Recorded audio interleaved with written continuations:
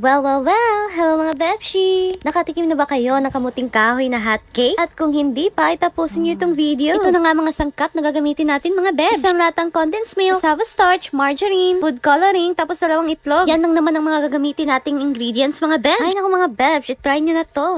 Perfect tong pang merienda. Kaya naman sa mixing bowl, 1½ cup na cassava starch. Sunod naman ay ang 2 itlog. Meron pa kasi akong natirang cassava starch mga Bebsh. Kaya naman ay naisipan kong gawin na lang itong hot cake. Trinay ko lang naman kung masarap ba talaga siya. Sinunod ko na din ito isang latang condensed milk. Kahit anong brand ng condensed milk mga Bebsh, kayo na bahala. Katapos naman ay gumamit ka ng wire whisk para i-mix ito. I-mix mo lang mga Bebsh hanggang sa wala ng buo-buo. Sunod naman ay naglagay ako ng yellow na food coloring. Pwede din naman kayong gumamit ng powder na coloring kung available. And then 1 teaspoon na baking powder. Tapos i-mix mo lang mga Bebsh hanggang sa mag-smooth na ang mixture. After mo namang nag-mix mga Bebsh ay i-rest muna for 5 minutes. And then after na rest ng 5 minutes ay mag-start na din ako magluto. Naglagay lang ako ng konting oil sa non-stick pan. And then nag-scoop na din ako ng hotcake mixture. 1/3 cup naman tong ginamit ko na scooper para naman pantay din ang ating hotcake. Pero depende na yan sa inyo mga Bebsh. Then take note lang na low heat lang ang apoy mga Bebsh ha. Tinakpan ko lang din ito. Malalaman mo naman pag okay na siya. Pag nag-dry na siya and then pwede na siyang ibaliktad. Madali lang namang magluto ng hotcake mga Bebsh. Ano ba ang kaibahan ng hotcake tsaka pancake? Comment down below mga Bebsh. At ayan na nga nakapagluto na nga kami ng isa. Repeat the process lang naman mga Bebsh. Ito naman sa pangalawang luto. Ay dinagdagan namin para mas lumaki yung size. Siyempre ang unang luto tinikman muna namin ni Habi. Ang bango-bango niya mga Bebsh. Kasabang-kasaba talaga siya mga Bebsh. Kung gusto mo naman talaga ng panibagong recipe, at kung naumay ka naman sa all-purpose flour na hotcake, ay why not? I-try mo ito mga Bebsh. Ang amoy niya mga Bebsh ay katulad ng puto na kasava. Medyo matamis nga lang siya mga Bebsh, and kung gusto niyo namang i-adjust, kayo na ang bahala. Napakadali lang talaga nitong gawin. The best din itong pangbaon for kids. Para naman ay maiba sa panlasa nila mga Bebsh. And kung gusto niyo namang gawing negosyo, ay pwede.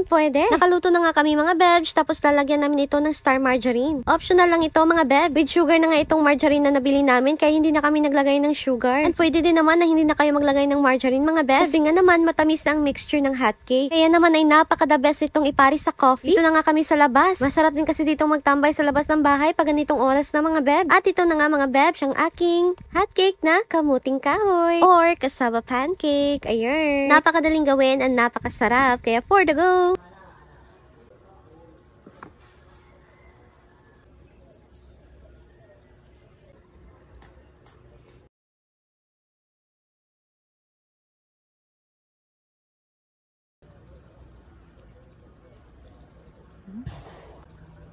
Sarap mga Bebsh.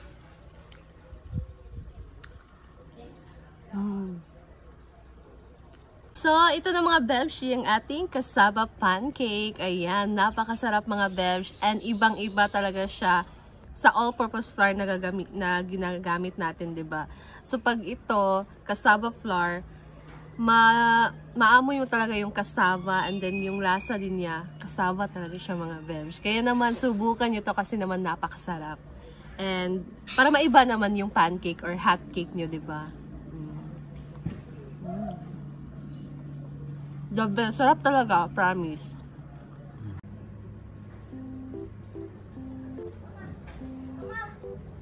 Going there.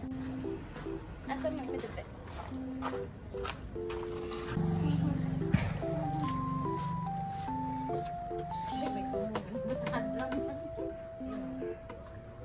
Yes. Ay, nindot ang margarine kay ano sugar. Margarine na eh.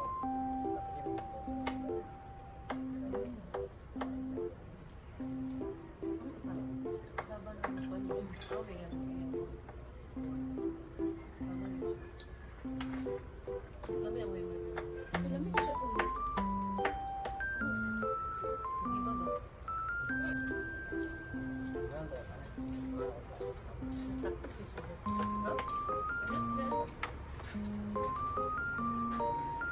Apa?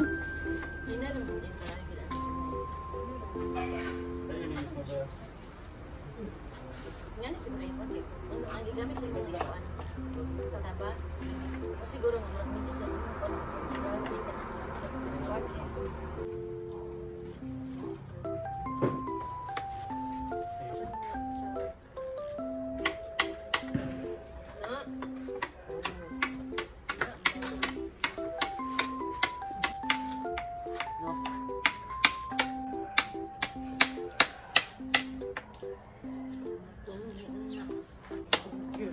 Sarap yung kape guys.